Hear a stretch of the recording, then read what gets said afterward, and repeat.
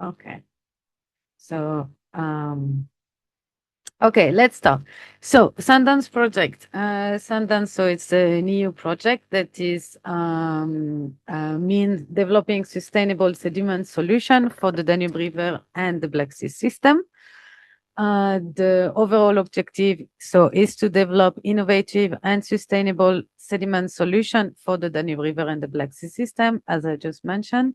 And the project aims to create, the main goal is to create really a sediment management handbook and to develop and validate a sediment prediction tool, and of course engage all the stakeholders around Europe. So it's a 48 months project. We are around halfway.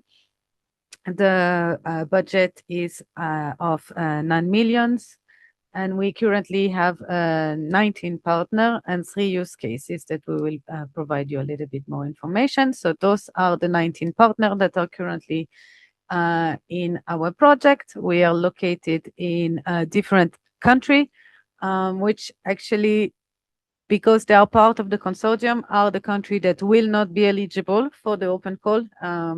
So we are part into Belgium, Ireland, France, Austria, Estonia, Ukraine, Romania, Bulgaria, Serbia, and Israel. And unfortunately, the rules are that if we are partner, then it excludes the country as well from the open call eligibility. So Sundance is part of the EU mission and ocean and water, which is with a target of 2030. The goal is to restore our ocean and water, and to protect the health of the ocean, the water, through research and innovation, citizen science engagement, and blue investments. So the mission new approach will address the ocean and water as one and play a key role in achieving climate neutrality and restoring nature. I see there is hands raised. If you have your hands raised, please put the put the question in the Q&A chat. Thank you. Danube, Black Sea, and Lighthouse. So the mission ocean and water are divided into different areas of Europe, and we are part of the Danube, Black Sea, and Lighthouse. So we are creating synergy with other projects as well that are more into that area. So there is the other ones are Atlantic, Arctic, Mediterranean Sea, Baltic, North Sea, and the one we are in, the Danube, Black Sea. The project goal of Sundance, so as I already mentioned, but I will repeat a little bit, is first of all to create a sediment management handbook for the Danube River basin, which will be available later towards the end of the project when all the results come out, and to develop and validate the sediment prediction tools using measurement and monitoring to better predict sediment transport and impact. It's also to enhance measurement and monitoring infrastructure to improve the accuracy of sediment quantity and quality data for management framework. We will also test and validate sediment management solution in 3 different locations. So those are the 3 use cases that I mentioned earlier to improve both the sediment quantity and quality. And we will assess the applicability of solution to other region and EU river basin. This is where the open call is taking place to finance new associated region, and to create action plan and roadmap for the use. And of course, to engage key stakeholders in the European water and sediment management. The work package, I'm not going to go into a lot of details, but this is how the project is divided. There is the management, of course, the use cases, some work package focusing on sediment prediction model, some more, of course, of the coordination and the project management, and communication, dissemination, and exploitation, as well as the open code. So how is Sundance addressing the issue that we have? So studying the issue affecting the Danube River and its surrounding, mapping area with high sedimentation or erosion and working to restore natural flow, using some advanced tools to measure microplastic and pollutant in the water. So that's where the toxicity analyzer as well will come into place. We are coordinating with other projects, so to really unify an approach together, developing models to predict sediment movement in the river, creating a sustainable sediment management plan, and enhancing cooperation between groups and countries to implement EU strategy effectively. The 3 use cases are Bulgaria, Romania, and Serbia. You can find more information as well on our website. We have one website page per use cases to explain you a little bit more into detail what we are doing in all of those areas. So in Bulgaria, we are focusing more on the sediment and flow management in the Danube River from Ruse to Tutrakan. And sorry if I don't pronounce the word correctly. Romania, we are focusing on the sediment management and navigation challenge in the Danube River from Corabia to Turnu Magurele. And in Serbia, the impact of sediment management solution downstream of the, I will let you read that well, this one. Again, you can find more information about the specific area and the work that is taking place there on the website as well. And this is where the open call 2 is coming into place. This is why you are here. We had the first open call already in January, and we already funded 3 associated regions that are currently implementing the project now. And now we are opening the second open call with more countries. And it's specific to local and regional authority. So with the topic of freshwater restoration through the sediment management. So the open call open on the 8th of July and will be open until 30th of September, 5th of 5 p.m. CET. Sorry. So project duration of the open call. So now I will show the timeline a little bit later, but now we are at the application phase, as I mentioned, until end of September. Then once we have the application phase that close, we will have the evaluation phase. And then what you are applying to is to have a project for 9 months. So you will receive up to 100,000 euro per project and join us for 9 months on board to implement your own project. So we will fund 2 projects and each can get 100,000 euro. And as I mentioned already, the application are accepted until 30th of September 2026, 5 p.m. CET sharp. There is no extension. And so please anticipate, don't wait the last day to apply, because if you apply at 5 p.m. and 5 minutes later, it will be closed. The system shut down automatically. So anticipate so we don't have any problem with your application. These are all the important links that you will find on our website. So there is a dedicated open call page for open call 2.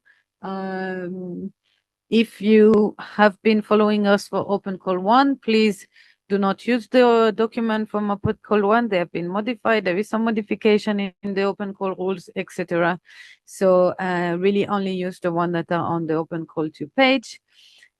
Your Bible is the guideline for applicants. So all of everything that you need to follow, all the rules, etc., are written there, and you really need to study the guidelines for applicant. This will help you as well to get one of the best application and get selected.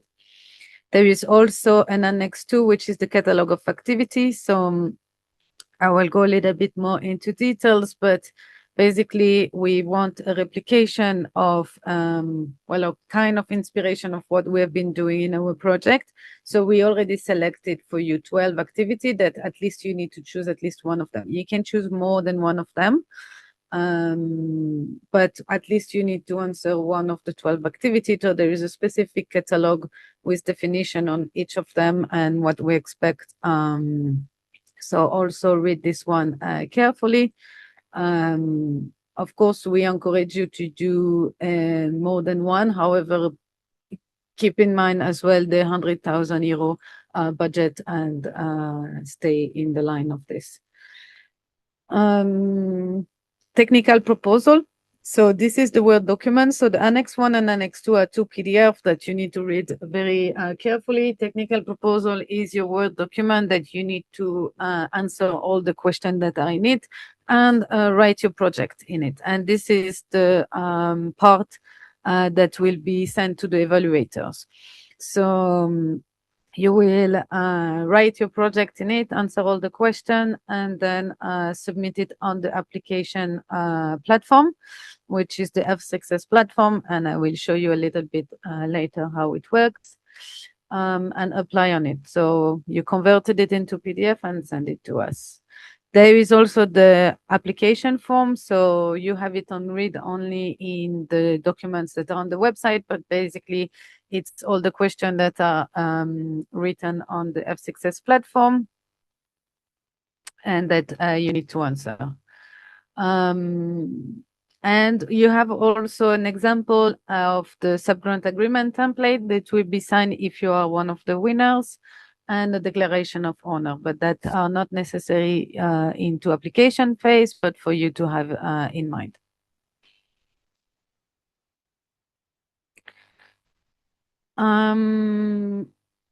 Okay, so the benefits of you to join. So you will get up to €100,000, as I mentioned, per associated region. Then you have a mentor as well and guidance for the Sundance team of experts for the following 9 months. And also you get access to some of the Sundance sustainable sediment solution. The thematic area we are looking for the project. So this, for sure, you need to be into one of them. So we are looking for projects that are tackling at least either flow monitoring, or it can be and as well, but at least one of the four: flow monitoring, sediment quantity monitoring, sediment quality assessment, and identification of pollution source of the river. And last but not least, at least action to improve awareness raising on the sediment flow alteration as well. Here are the eligible countries. So our first call was more focusing on the Danube area, and this one is opening to outside of the Danube area. So I can list them all. So country that can receive funding: so Albania, Armenia, Croatia, Cyprus, Czech Republic, Denmark, Finland, Germany, Bosnia and Herzegovina, Slovenia, Greece, Hungary, Iceland, Italy, Kosovo, Latvia, Lithuania, Luxembourg, Spain, Sweden, Malta, Moldova, Montenegro, Netherlands, North Macedonia, Norway, Poland, Portugal, Slovakia, Turkey, and United Kingdom. Those are the 31 countries that, if you're located, you are eligible. However, as I mentioned earlier, the countries that are part of our consortium are not eligible. So they are listed on the right side of the slide. Eligibility. So applicant type. You need to be a local and regional authority. And I know we already have some questions that started to pop in. University are not eligible.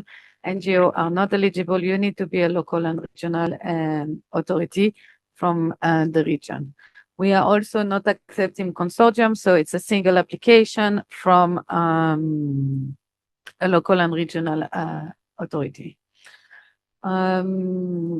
Geographical eligibility. So 31 countries listed in the previous slide that I just mentioned. And just as for you to know, any project partner of our project, the affiliate or employee, cannot be involved in your project. I already told you about the thematic area, but repeating them. flow monitoring, sediment quantity monitoring, sediment quality assessment, and awareness raising on sediment flow alteration is what we are looking for. So these are really part of the eligibility. If you are not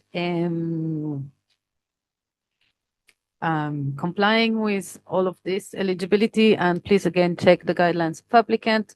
In more detail is written. If you're not complying, unfortunately, your application will not go through evaluation.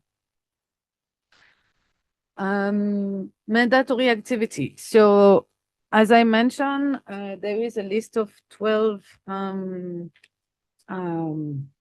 activities that we already listed that you need to choose at least one of them. So this is my last third bullet point on that slide. But on top of this, you must in your proposal as well have some activities that provide stakeholder engagement and environmental awareness campaign. So this is part of the mandatory activity as well.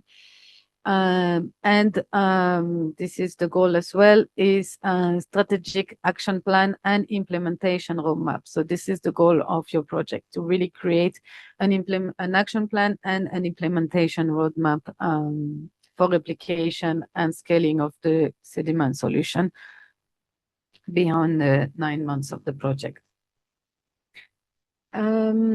Those are the 12 activity I'm mentioning. So the last bullet point, the replication activity, here they're listed there. I will read them now.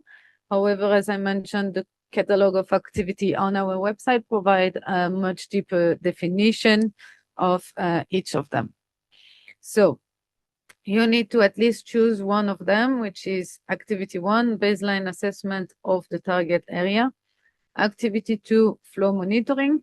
Activity 3, mapping the target area. Activity 4, sediment quantity monitoring. Activity 5, granulometric characterization of suspended and or benthic sediment.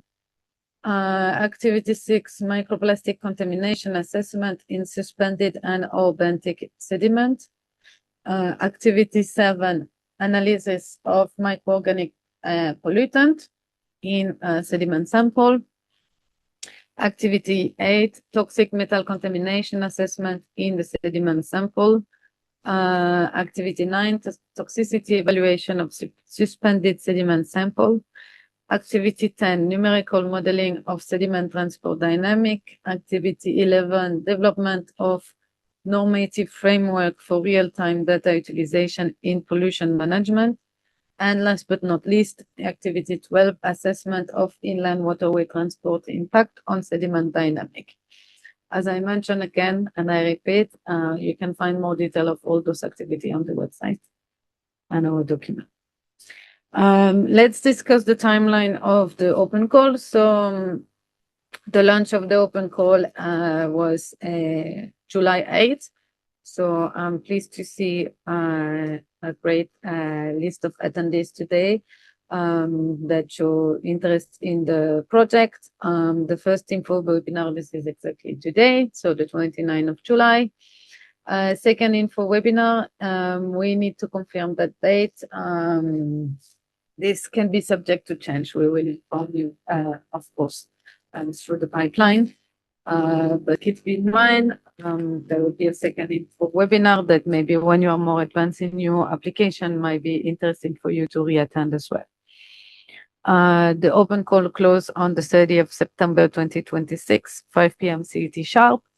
And then in November, we will conduct the evaluation and the selection of the project. And we expect to have a start of the 9-month support program in January 2027. And since it's a 9 months project and in October 2027. Important notes, you can follow Sundance on social media for all the up-to-date insights. So as I mentioned, maybe we will change, for example, the info webinar date. We invite you to please sign up on the newsletter because we are sending update as well there. So if you sign up to the newsletter, you will receive by email also the update of our project. Regarding the evaluation and the selection process, Submission stage is at the moment, so same in correlation with the timeline I just present. It's your stage at the moment until end of September. Then we are moving to the remote evaluation stage, which first we start with the eligibility. So I presented the eligibility criteria.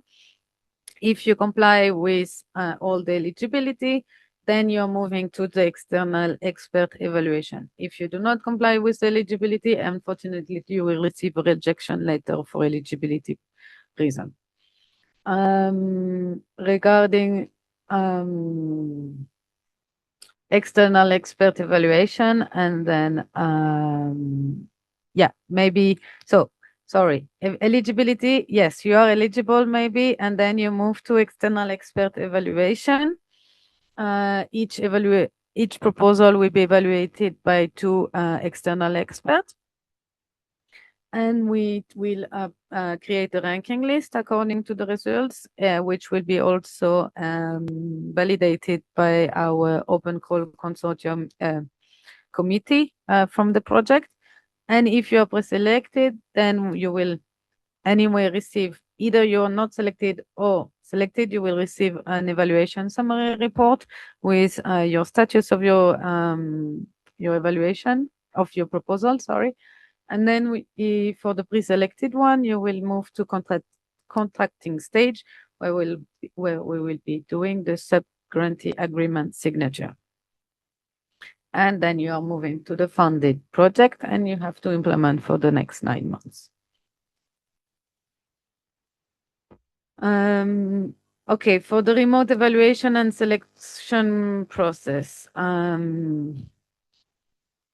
So I already just touched upon this. The three-phase selection journey. First, the admissibility and the eligibility check. So trying to ensure that the applicant is eligible as a local and regional authority, that you are there is a little mistake on this slide. It's not from an allowed Danube country, sorry, it's from an allowed eligible country. So the 31 that I presented earlier. Remote expert evaluation, ranking, and final selection. And this is very important for you as well to dig into the guidelines of applicant, because it's clearly written how the proposal will be scored. So the external expert will evaluate your proposal based on the 3 core Horizon Europe aligned criteria, which are excellence, impact, and implementation. In excellence, we will be looking at ambition, problem description, and contribution to Sundance innovative solution. Impact, environmental and social contribution, alignment with the EU Green Deal, and implementation, the plan approach, team capacity, and effectiveness of the assigned resources. Again, this is more detail as well in the guidelines for applicant, and the proposal framework, the technical proposal Word document is based as well on those criteria. To pass the threshold, so each individual criterion threshold, so one criterion is either impact or excellence or implementation. So for each of them, you must have at least 3 out of 5 in each in the scoring, which are the average of the 2 evaluators' scores. And the overall threshold, so when we calculate the overall average of each of the 2 evaluators that are scoring your proposal, a minimum total of 10 out of 15 is required for funding eligibility. So if you have one criteria below 3, you will not be eligible, or if you have less than 10, you will not be passing the threshold, sorry. And if you have less than 10 out of 15, neither. How do you apply? So first, you need to create a page for your local and regional authority on the F-Success platform. It's free, but this is necessary. The F-Success platform is the only platform we will accept proposal. If you send us an email with the proposal, it will not be evaluated. There is, I will show you after where to find everything on the website, but there is this specific link to apply. There is a button on the website page, apply, and this is where you need to send your application. Complete the form and the annex. So there is on that form a few questions, and fill out the online application form on the F6S platform, and send your technical annex as an attached document in PDF format as well. This I already mentioned, and to avoid technical issue, I really insist. By experience, we always have seen people always wait the last minute, but this can create issue. So please really anticipate your application to send it at least a few days in advance. Regarding the 9 months reports, so it's 9 months with us. I'm already saying that this is not changing. So we have 3 different installments, 3 different payment periods. So you will receive the 100,000 euro in 3 different payments. The first one will be after month 2. So you start your project, you redefine your project with your mentor, prepare the mentoring plan, set all the key activity, milestone, and output. So this is the project definition. At the end of the 2 months, you submit your proposal, your deliverable, sorry. And according to the results, it will be reviewed by reviewer. According to the result, if it's validated, then you receive the first payment, which is 17%, so 17,000 euro. Then you're moving to the project implementation. You have 4 months to implement your project, which keep this timeline in consideration. 9 months is very short. So 4 months on project in implementation is short as well. So you need to plan well. 58,000 euro if you have carried out the plan activity and submit the first the progress report as well, and that the technical reviewer have approved it. And then we move to the project evaluation, which is the last 3 months of the project and the remaining 25% of the payment. So final 25,000. So as a part of the mandatory activity that I mentioned earlier, you need to deliver final output, which are the stakeholder engagement results and your regional action plan and roadmap, and the project impact evaluation. And this will trigger the last payment if it's validated.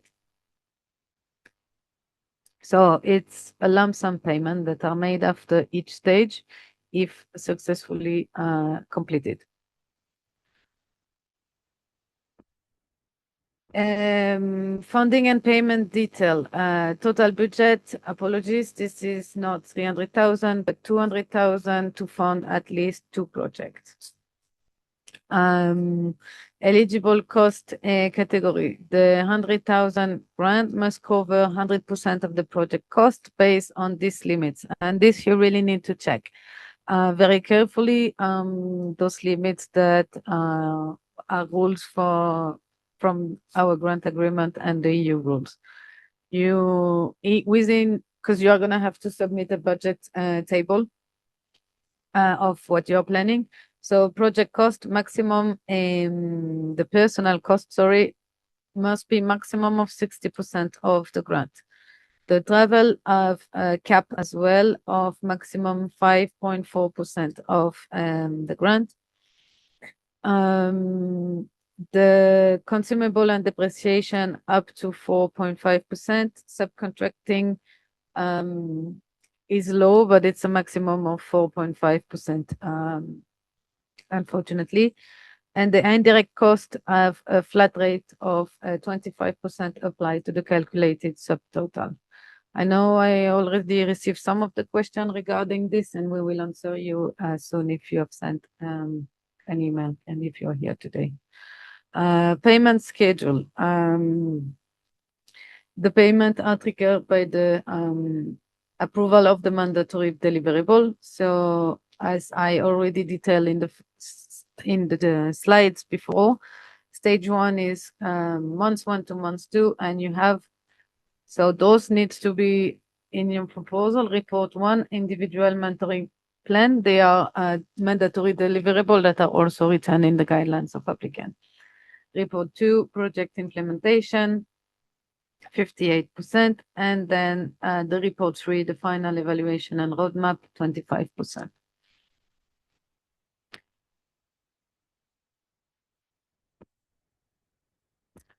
And okay, I think mostly that's all the payment detail and more detail. I will first show you. I have a glitch here, but it's solved normally. So this is the Sundance website. You can go open calls, and then this is the open call 2 that is accepting the application. You have all the information, the benefits that I already showed. I will click on this after, but the apply button is here. This is the information I already presented you today. The country eligible, and here you can find, so if you click here, you have all the documents in once, but you also can open the guidelines of applicant, the catalog of activity, the proposal, it will already download in a Word document. And also quite important for you, we already have answered most of general question, frequently asked question, that you can find all here, more details. So please, before asking more question, check all of this already, because we have provided quite some details already on this. This is your Bible, the guide of applicant, as I mentioned. This, you need to be reading it very carefully. And those are the replication activity catalog as well that I mentioned. Here you have more detailed definition of them. When you click on apply, this is the F6S platform. This button will soon be changed to apply. Yeah, you have all the question here, the proposal, title, proposal, summary, and this is where you send us as well as a PDF your technical proposal and a proof that you are a local or regional authority. So a certificate or something that can show that you are a local and regional authority. And that's it for the project. So yeah, now I hope you are ready to apply. Now I will give the floor to Robert, that will show you, because there is an option as well to use one of our technology. That is the toxicity analyzer that Robert will be just presenting you now. I don't know why I'm not in full screen anymore, but that's okay. Robert, do you have the possibility to unmute yourself? Perfect.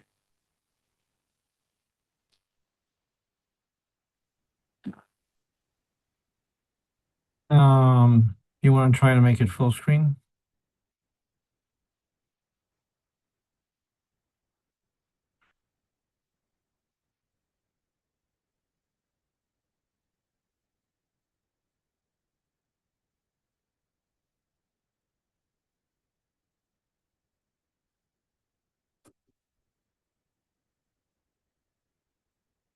Well, if you can't, you can't. Okay, so we are a member of the Sundance, and we are one of two groups that are developing technology. And this particular technology is connected to sediment toxicity monitoring in a dispatchable way. So in very short, the main problem is pollution out there, both in water and sediment.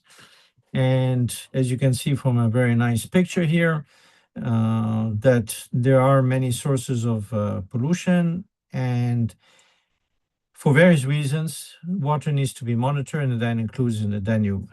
Next slide. Did I move the slides or only you guys? Okay. Now, you can take a water sample, a sediment sample, use some sophisticated instruments to measure it, and these instruments will enable you to know what's more or less what's in the water. However, these instruments cannot tell you the toxicity level because these instruments are not alive. So in order to really be able to understand toxicity, you need to use something that's alive, just like a fish or a living organism.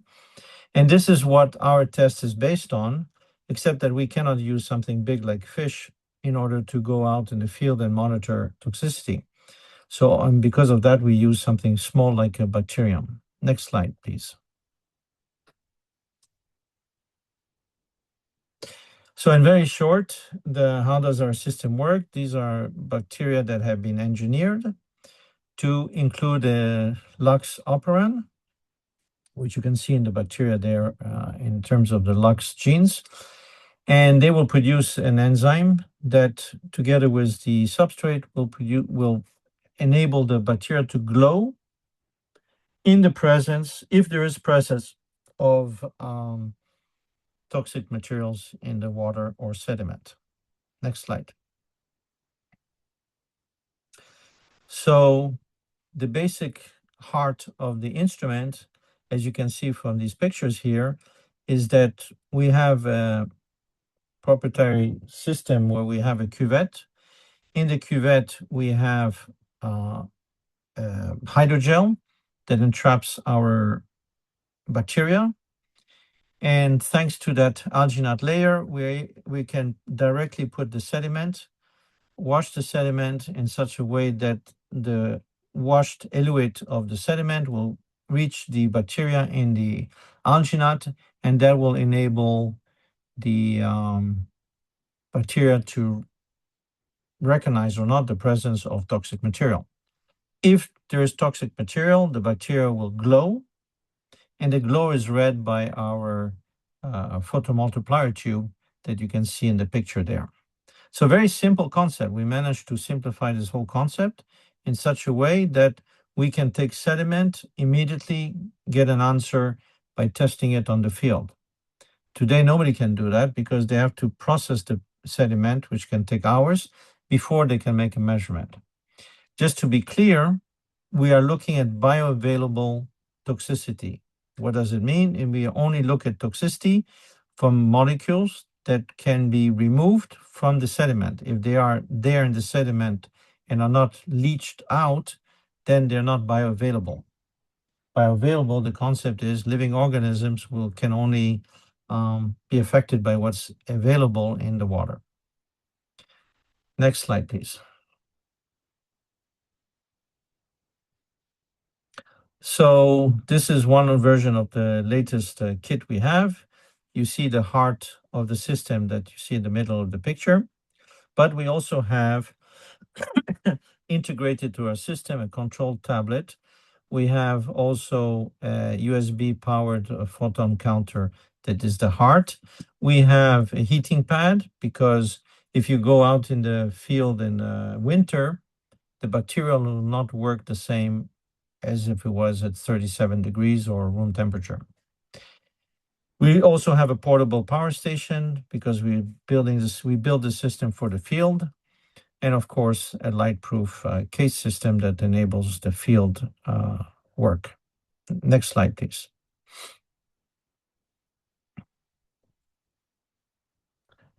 We can also have variations. So at the first, we were developing was a fiber optic system. You can see in the picture on top on the right.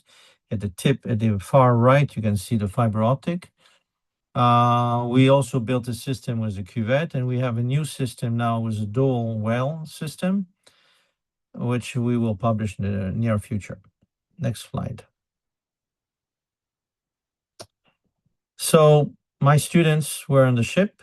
They collected samples that the ship collected from the river directly. And as you can see, their instrument were able to monitor in various places different types of toxicity. Next slide. At the end of the day, we have a software that will tell the user the toxicity level of the system so that they can get a conceptual idea of the type, the amount of toxicity there. Next slide.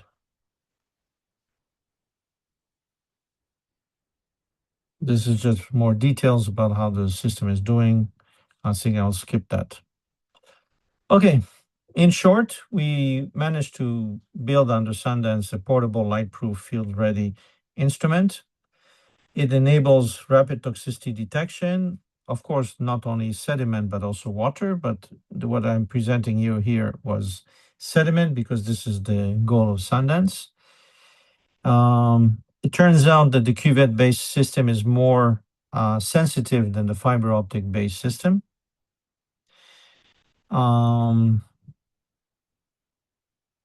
We tested it on the Reichsstand ship. It was working there, but you can also take our system and go to a river without the ship and be able to make the same measurements. Thank you.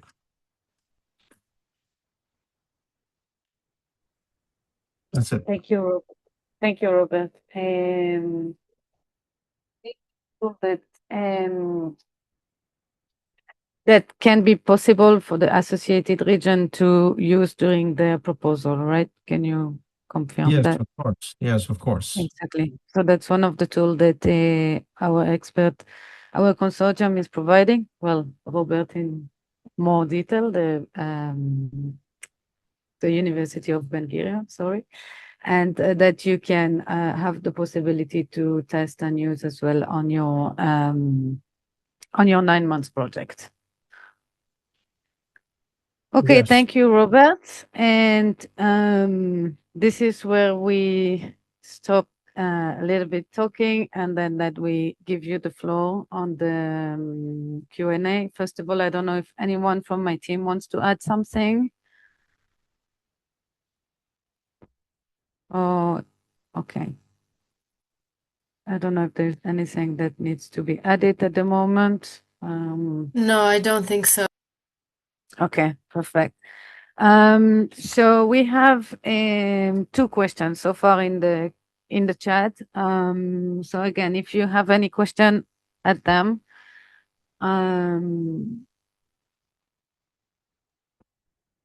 If you want, Dorian, I uh, can read out the questions. sure. Okay, so we have the first one. What are the specific local or regional actions being taken under the Danube and Black Sea Lighthouse Initiative to achieve the 2030 targets? So there is a different pillar. There is more detail. I think we have it on the website with all the mission action so taken into. There is okay here. I will show you if you go here on the mission. We have a page specific to mission, ocean, and water. And there is all the fact sheet about all the local and regional action being taken for the mission, ocean, and water. Okay. No. Thanks. Okay, for the next one, we actually have a set of several questions, so thank you for this. Any pre-financing available before stage 1 for the project and personnel costs? No, there is no pre-financing. The presentation that they've given regarding the finance is, as you mentioned, as you can see here at the end of each stage. So you will receive the first payment at the end of the month 2. And this will not be changed for sure. Can travel and accommodation costs of external academic or technical experts participating without professional fees be charged under mobility/travel costs?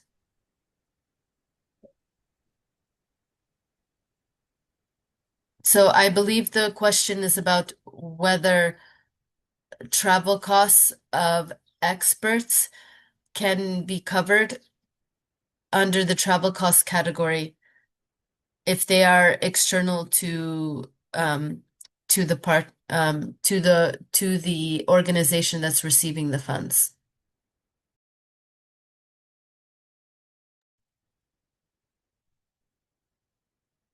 So can travel and accommodation cost of external academic or technical experts?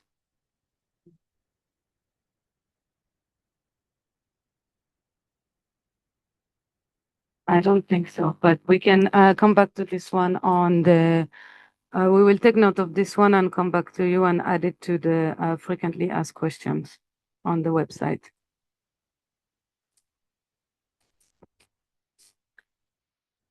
You're muted, Nika. You're muted, Nika. Oh, sorry, thank you. Is it allowed to allocate personnel costs to any other costs such as equipment as the maximum ceiling amount is relatively lower?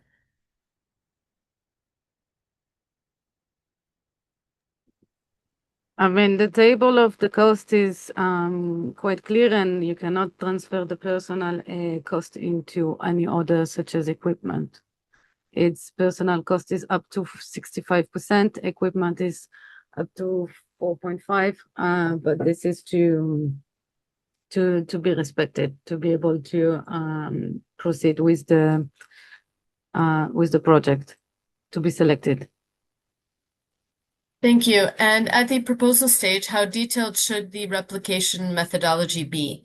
Are applicants expected to define the specific Sundance tools and protocols, or will these be selected and adapted during stage 1 with the Sundance mentors? You can, I don't think everything needs to be entirely defined, of course, because as this is also why we have the stage 1, as you noticed. However, this can also change in terms of evaluation, your scoring, obviously. Like if the proposal is more detailed and you know exactly what you're going to do, I expect that you might have a higher score in that. Okay, and we have another question by Ariola. Can the local authority employ external local experts to complete duties foreseen at different stages? You have a subcontract. However, the subcontracting cap is quite low and needs to be respected in the funding. It's here. So you can subcontract, but up to 4.5% of the total budget. Okay, thank you. I think that covers it for the questions at the moment.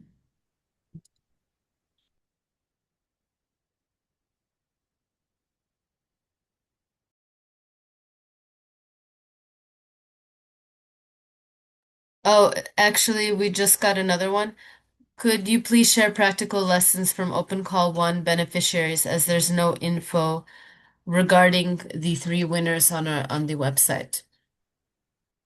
Well, they only started 2 months ago, so we are still collecting their information to add this on the website. We are working on this.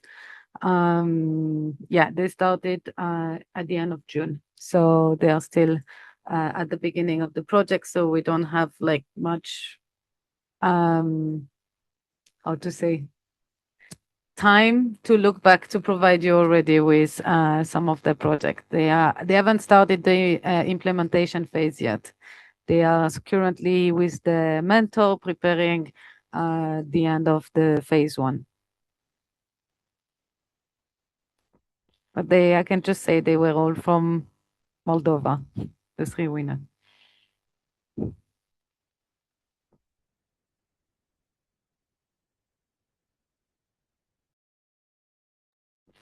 Okay, so far I don't see any other question. I had a few prepared. just in case, but they have been covered already during the presentation, but just in case. So again, who is eligible to apply? So local and regional authority. If we have contact in terms of communication, if you're a university and or an NGO or something, then please, you might be the best person to convince your local and regional authority to apply. But unfortunately, as a university, you cannot apply as you will not pass the eligibility cap. Again, I mentioned this already, but is it possible for local authority to apply as a consortium together with NGO, research institute, or another local authority? And no, as I mentioned already, this is a single application and consortium are not eligible. And can an applicant submit more than one proposal? It's important. We will only accept a maximum of one application per applicant. Since it's a single application without consortium, then you can only submit one.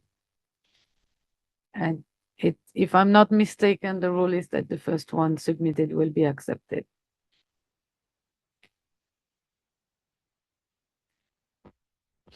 Any other question?